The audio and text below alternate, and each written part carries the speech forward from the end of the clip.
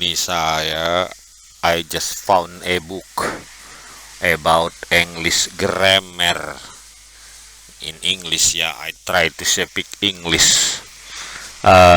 It is about, the title is English Grammar Rules and Mistakes. Learn writing, speaking, literature, and punctuation rules. Complete with 10K skills and over 200 common error examples. This is the book I download from Melanie Jacobs. I don't know if this book is good or not, but I just want to use it to learn English for myself. Now we go introduction. I think the first lesson is about background. No, I don't need this one. I need to learn not the master of the basic. First thing first. Whenever I think I just read it. I think because this has what we call have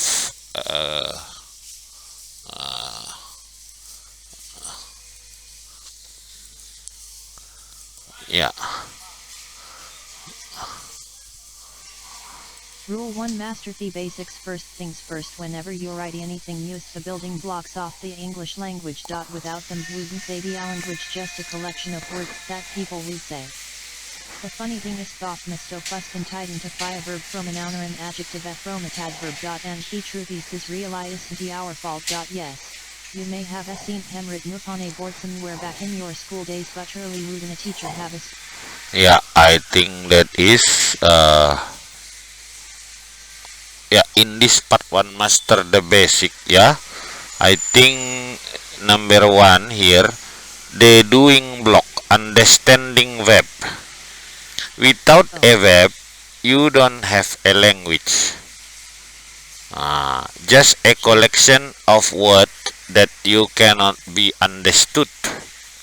That is because a verb is any word that describe what someone or something is doing. Let's see the example. I will see the example. I run every day by the lake. In this example, run is the verb because it is clearly expresses that the person is performing an action. In this case, that action is running. The verb is performing an action. I love Jessica because she is funny. And sweet. Love is the verb because it shows what someone is doing. Don't get confused. That verb only be a visible action, such as walking or talking. That is why it is much better to think of them as doing word. To love someone is to do something. That is how I clearly identify that this word is a verb. So I understand. The run is an action. Someone performing an action. Love is to do something.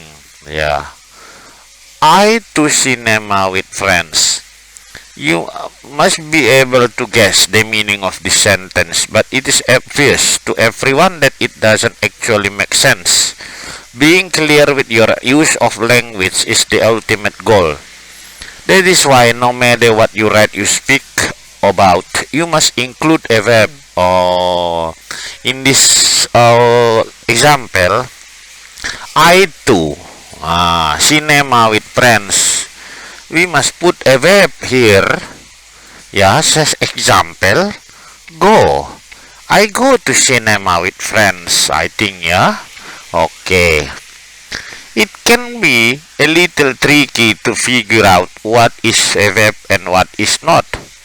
That is why I want to always remember that it is as something that you or someone else doing. keep this in mind, particularly when you look into the next description of certain type of verb called helper verbs. Oh, there is another one, yeah, a helper verbs. Helper verbs are, this name goes, incredibly helpful. They appear in many of the sentences we write, so it is essential to identify them correctly as verbs. Okay, helper verb, anyone, ya? Example, I will play football later. I will play. In this sentence, the action verb is play. It is easy to identify it as a verb as someone is doing something, which in this case is to play football. On top of this, there is another verb in this sentence, that is will. This is another word, helper verb, yeah. This is a helping verb as it is helping you to understand the correct meaning of other verb in the sentence. If we remove the helping verb and later at the end of the sentence it now reads, I play football. This sentence has different meaning. Yeah, I will play football and I play football, different meaning.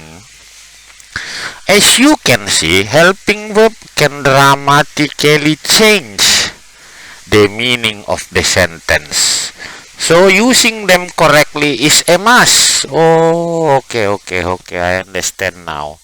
What you have to remember is that helping verb is usually not obvious action, which is why people often dismiss them as not being a verb. Yet if we look at other examples of helping verb, you can see that they are about someone doing something.